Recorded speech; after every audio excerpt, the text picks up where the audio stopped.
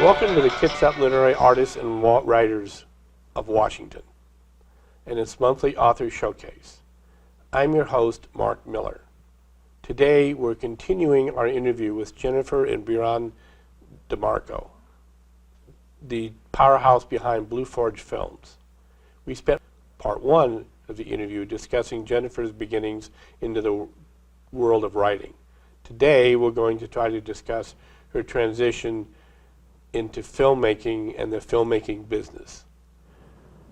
So Jennifer, you've had to develop a high level of business acumen to start your own production company. Can you relate to the Claw and BCAT audience what that journey was like? Well, I think that from the very beginning, Brianne and I, because we had been running a print publishing house for many years together, we knew that there was going to be a bottom line. We had to make certain decisions, but going in, we said that we were going to make timeless work as opposed to timely work. So if a topic was trending or a genre was trending, we avoided it. Oh, okay. And the other thing is that, and I think I mentioned this a little bit in part one, we developed a proprietary script writing method, keeps the control in the hands of the writer. And instead of then bringing in a director and a cinematographer that then interpret a script, the script itself starts as a prose storyboard. That allows, for instance, a feature film to be shot in 4 days. Right. It allows a short film, say a 30-minute short film, to be shot in 2 or 3 hours. And this is on any camera with any equipment. It's not about cutting corners quality-wise. It's about not shooting and shooting and shooting and then having the editor or the director or the cinematographer decide the look and feel of the film. So it is a writer-forward, a pro-writer. You put the control in the hands of the writer. And because we started with traditional scripts and then converted to this modular method, this proprietary approach to script writing, because of that, we were able to run the business in the black almost immediately. So we used Kickstarter for Ghost Sniffers Inc., our first web series, twice successfully, and then we said never again.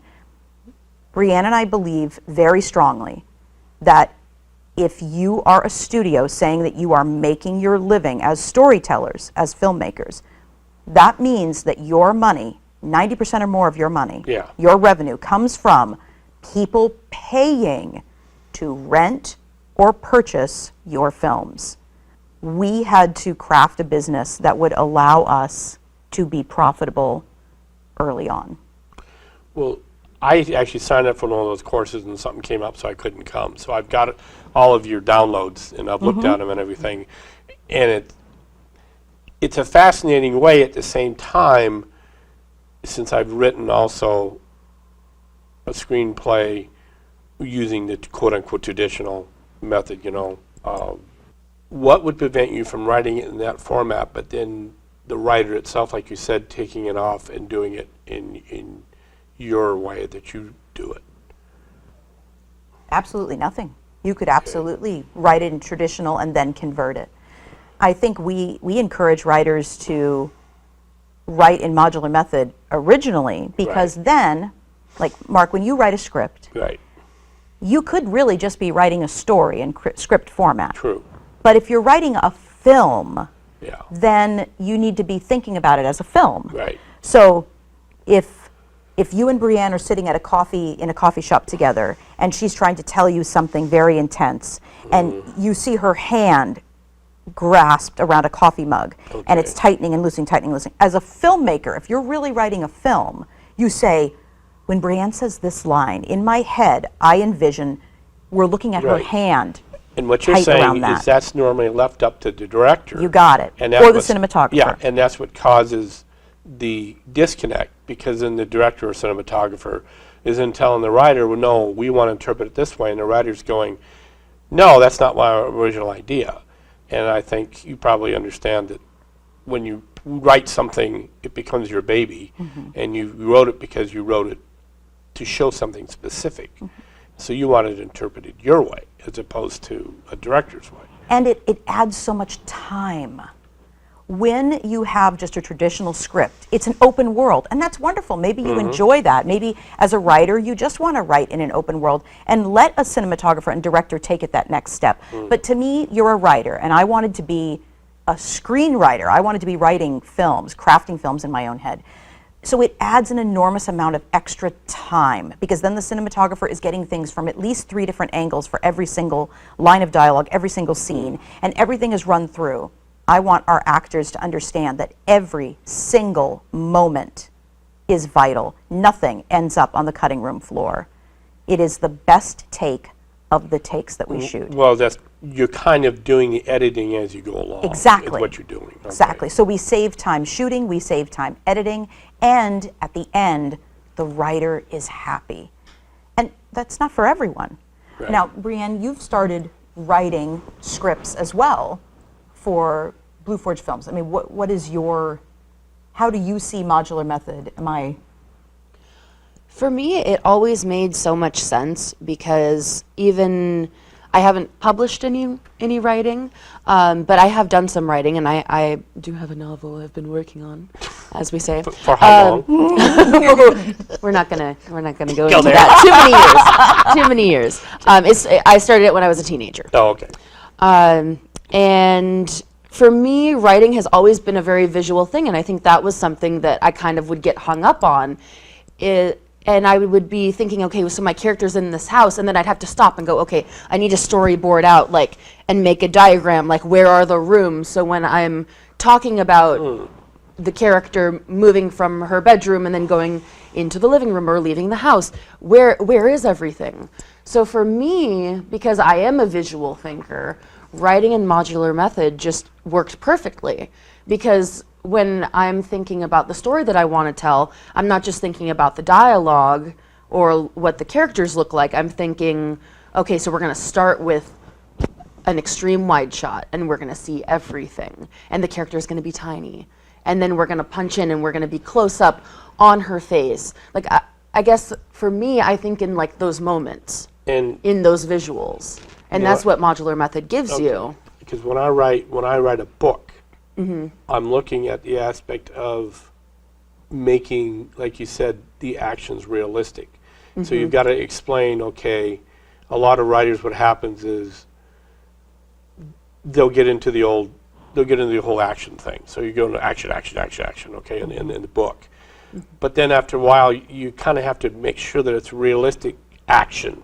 So like you said, in a way, you're forming a little film in your brain, at least I do, to try to figure out when I'm writing a sequence, what would that look if I actually saw that reality, that person walking up the road? What would he see? What would I see? So in a way, you're kind of doing that with the modular Absolutely. method. And exploring, not only the traditional milestones of a story, like what Robert McKee writes about in his incredible book Story, but also talking about the emotional, not just the emotional beats, but also the senses. So often when we were looking at our, slush pile, when we were Right. just doing books, we would have 50 to 100 submissions come in every day. Yeah. And that can be overwhelming, but we would look and we would say, do we know what these characters are seeing, hearing, smelling? And I'm Right. like, do writers not understand that all of the senses, and Right. then, let's say the sixth sense being emotion, all these senses exist. And so I think, for us at least, modular method is a way to make sure the business is profitable, that division of the business is profitable, Right. but also to make sure that all of the senses are explored. I'll give you a little war story. I've discovered Grammarly when you're writing novels. It's great. So I'm typing and I'm trying to put in there the fact that somebody walked into a room and there's the smell of very old, stale tobacco in there because they're using old tobacco because it's dystopian type of world. And the thing kept not wanting me to use those words. Oh, that doesn't fit because it was trying to plug it into a little Grammarly box. 90% of the time works, but every once in a while it's at 10% where you're going, no, I want to say it a little bit different. And the computer's going, I don't recognize that, So then that's what you're trying to do, get all the senses, but also maybe a unique way of using all the senses. Yes, I would argue that 10% that time when you're hitting ignore is Yeah. that's your voice as a writer. Right. You know, so like you say, Grammarly can be fine, you know, and it's moving right along and it's helping you pick the best, you know, whatever, but then there's that 10% mark. It's Right. like, this is what makes Mark's work different from John or Susan or Dale's or whatever Right. it is. I think people say, you know, do you run a film company? And I always say, you know, we run a storytelling company. And we employ storytellers. Some of them write film, some of them write books, some of them make games, and some of them make music albums. But they're all telling a story. So to us, the divisions don't seem that Right. different or separate. And it really works. It's like I love that our lives are now full of storytellers. Yeah. So this is definitely a family-based company, with the plots often revolving around your family issues in the development of the motion picture story. What's it like to work with the family in an artistic endeavor day to day? It's all things. It's wonderful. It can be incredibly frustrating. Because obviously working with people that you love, you have the business side and then you have the personal side. And that can be difficult to manage, but ultimately absolutely worth it.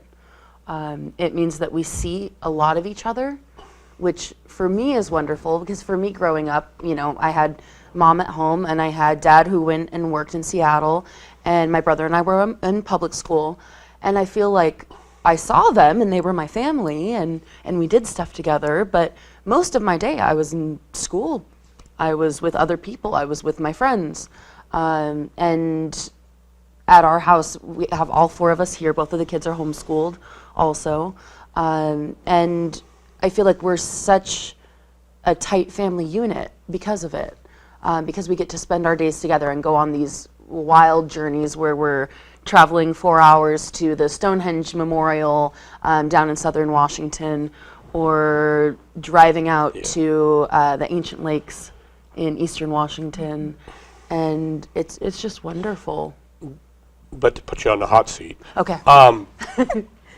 isn't also sometimes cause conflict? Because I've heard more people say that I would not want to work with such and such a member of my family doing such and such a career, because it's just, we don't think the same. I could definitely understand that. I think it takes a lot of communication, and we check in both as a family and a business at least once a week, and we do those separately. We try to make sure that if we're having any kind of conflict, that we keep it separate. So if something happens where someone misses a deadline, you know, yes, that can be frustrating, but at the same time, it's not, okay, well, now I'm going to be mad at my spouse or my kid. It's just being able to kind of compartmentalize. And, you know, this is work and this is family, and sometimes they intermingle, but... We have some unspoken rules in our household. Yeah. One is nobody raises their voice, ever, period, end of discussion. Neither of the kids have ever been grounded. Neither of them have ever been spanked. The first and only time that one of the kids ever threw a tantrum in public, I went down on my knees, because that's how tiny they were, Yeah. because I'm short. Yeah. And I said, "Sweetheart, you're embarrassing me. Please stop." Literally. Yeah. And it never happened again. Max and Faith have always said to us, it's not that Jen will get mad, it's that she gets disappointed. Yeah. And there's nothing worse than her Yeah. disappointed little face, because I am the littlest person at home. Faith is slenderer, Yeah. but I am the shortest. No one raises their voices to each other, period, end of discussion. And I know that some parents tell this to their kids, but I don't know if they truly follow through, and that is, if you tell the truth, you don't get in trouble. Yeah. I just want to know the truth. Why did you miss the deadline? If you missed the deadline because you were on Facebook, Yeah. tell me, and then let's address that. Yeah. So I can't imagine doing this full-time with anyone else. I think absolutely the most important thing is communication. And I think because we have these check-ins, and often if we think that someone's struggling, we check in with them more often. And, you know, that could be me, that could be Jennifer, that could be one of the Absolutely. kids. It's certainly not, you know, we don't have, the parents are on the pedestal up here and the kids are down here. You know, we try to keep it on an even playing field. We try to make sure that they always feel like they're heard. Right. And I think both in our relationship and in a business relationship, you have to have open communication and be honest. Can you tell the audiences some of the problems you've had in your filmmaking? And we love horror stories, so the bigger the problem, the better.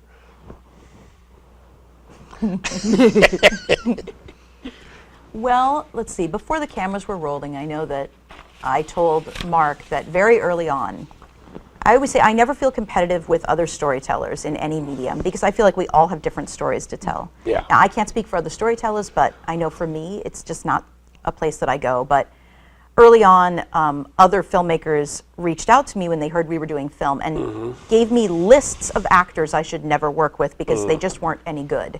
And to me, that's a war story because finding myself in that situation where I had to basically tell someone, this is so incredibly inappropriate, but I'm Yeah. thinking, oh my gosh, am I going to alienate my brand new company from every other filmmaking studio in Washington?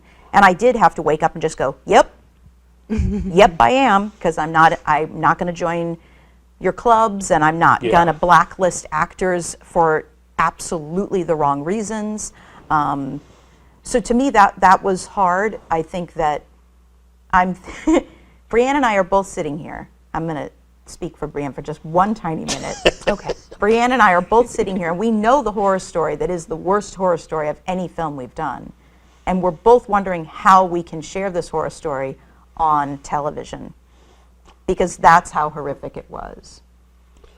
We make adult, films that are Yeah. G, PG, and R. We've never Right. gone beyond that. But we had one R-rated film that did have a sex scene.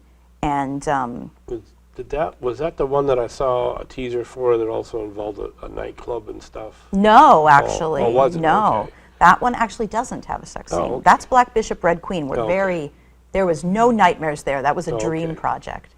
But we didn't, everyone assured us that they were very comfortable with modular method. You know, there's no extra shots, so Right. it's very easy to, shot at a time, chart something out so that everyone stays safe and comfortable. Right. And our crews are incredibly small, literally just me and Right. Brianne. But we should have somehow been even more explicit with the actors so that they really wanted the roles, I think. And so they said yes to the scene, but really they weren't comfortable doing the scene. And they weren't honest enough with you to flat out tell that you. I think is that, Brianne, I'm not sure if we can share anything beyond that, but Well, did you think that that's also just a problem of the creative process, is that if you don't like what some place is going, you should ought to be able to just come out and say, well, you might want to do it that way, but I really don't want to, and then have a discussion, as opposed to, I think the problem you do have in traditional Hollywood, and I've run into this just locally, with once the person gets the word director behind your name, it goes straight to their head, and they don't want to listen to anybody. I'm the director here. There's only one director. And you kind of look at it and you go, yeah, but you just cut off all the other input. And then you're going to come out, and some of the stuff you're going to turn out is going to be crap. I think that it is hard. And we in 2017 we did a daily vlog, literally every Yeah. single day. And one of the things that we talked about is don't put filmmakers, but really anyone, authors, anyone, don't put them on a pedestal. Right. All of this, as much as possible in film, is a team product. Now, in this particular nightmare war story situation, I do believe that what happened is, as adults and as adult actors, especially of a certain age, not when you're just starting out, but when you're in your 30s or 40s, I think there is this attitude, you should be able to make yourself do this kind of scene. Okay. So either you should say, Yeah. at least what we're being told, Yeah. is that actors, men or women, directors no longer say, Bill, are you comfortable, just kissing someone on Yeah. camera real quick? We always ask that. Always. I don't care if Bill, the actress playing opposite Bill, is his real life wife. We're gonna ask. Or we say, you know, there's the idea of implied nudity when someone isn't really nude, Right. but like, you know, you see like a bare back. Yeah. And there was a male actor. Are you comfortable with just having your bare back showed? You're turned away from the camera. It's just to imply that you're nude. We're not even gonna cut real low on your back. Yeah. And actually, I'm not, he said. And I felt so empowered, I guess, and challenged, because I'm like, okay, then as the writer, I need to make this. Change it, yeah. Exactly. I think that actors are told, if you haven't made it by a certain age, you know, you have to push yourself more. And what we have tried to do since this nightmare situation happened is make it more explicit with people. We consider it a challenge to go in a different direction. Right. So please, if you read a script and you get it weeks and weeks and weeks and weeks and weeks ahead of time, you tell us if you have any problems whatsoever. If anything, we can't just not put directors and storytellers up on a pedestal. We have to start knocking these pedestals over. Right. I'm just a person. Brianne is just a person. You know, we're proud of the fact that this is what we now do full time, but we're just people, and we are working class. You know, we are not making some kind of Hollywood budget. Right. Washington is an open record state. Anyone can see what we make in a year. We've shared it point blank, you know, in the vlogs. This is something that I'm no different than a barista. Well, you just did the perfect lead-in to the next question. So, to be really intrusive, how do you do the funding and deal with people like the IRS and stuff like that? You know, how do you manage to get the money to make the films? Well, what we don't do, first of Yeah. all, is after those first two, I primarily, I guess I'm like the CFO. Right. So we do not crowdfund. I don't want friends and family to fund my projects. Okay. We also don't do loans, we don't do grants, and neither of us own a credit card. So that's that. And those were things that, again, like I said, I think before, we did run 2 successful Kickstarter campaigns for Right. Ghost Sniffers Inc. early on, but that is a full-time job. Running a successful crowdfunding campaign is a full-time job, and I don't want that job. And I don't want to hand that job to Brianne or Maxwell or Faith or a friend of ours. So that is what made us say no. We are funded entirely by people paying $2.99 to rent our films online, $12.99 to buy one of our DVDs of one of our short films or feature films packed with bonus features, or $10 to download and own a digital copy. Okay. That's it. But obviously, we had to start somewhere. So, you know, I'm still a writer. I also design core game mechanics. For 1 year in the past 6 years, no, I'm sorry, for 2 years in the past 6 years, Brianne was a dog groomer. Until the company could pay all of our bills, we both worked these outside side jobs. And we gave ourselves 5 years, and that was it. At the 5-year mark, Brianne was at work grooming dogs, and she texted me, and she said, I'm ready, but I need to know. Yeah. If I quit today Can we and do come it? to work for Yeah. Blue Forge Group, can we double what we're making with one adult Right. full-time? And we were, and we did, and there you go. So when's the next movie about dog grooming going to come up? Would you ever do a film about dogs? You know, the trouble with working with animals is that they have their own motivations, and we've actually done it several times where we've worked with our own family pets. And Ghost Sniffers, which was, as we talked about last time, our first series that we did, we had our cat Beltane. She was the like the big bad, like the mystery in the first episode. And the funny thing about that is at the end of the episode, the mystery is solved, and that's supposed to be the end. But when we continued to film the series, Beltane would not go away from the camera. We'd be shooting a scene in Maxo's bedroom, and Beltane would crawl her way right into the scene, lay on the bed right next to him when he's, doing his little computer stuff. So we actually ended up having to write her into the show Did she like the that camera she so much? came to live with the kids. And we've done stuff with our dogs. The dogs hated it. Our Italian Greyhound Noodle, she was in a special Christmas episode of Ghost Sniffers. She just hated it. We got the moments that we needed to get when she was happy and when she was unhappy Yep. with the bright lights and the camera in her face. We gave her extra love and snuzzles, and that was wonderful. Can you tell us how, if somebody wants to get a hold of you on Facebook or someplace on the internet, or seeing you drive down the road or something like that, websites or anything like that, they'd be able to get a hold of you on? They can go to blueforgefilms.com. They can go to the Blue Forge Films Facebook page. They can just reach out to us on Facebook. Our profiles are completely public. We live very transparently. So Jennifer DiMarco or Brianne DiMarco. Or Blue Forge Films. Or Blue Forge Films. And of course, you both are on Facebook. That's Absolutely. how I Yep. got a hold of you.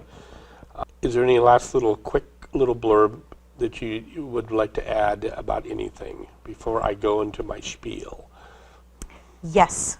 Every single week, we hold a free club called Create for You for kids that live with disabilities or medical conditions. It's right here in Port Orchard. Oh, okay. And you guys can contact us if you know a young person who would like to attend. It's for ages up to 25 years old. And every week we meet on Sundays and we make a short film with them. It's written right there live. And we would love folks to know that that resource is there for them. Okay. Well, thanks a lot. Thank you, Mark. And Thank you so much.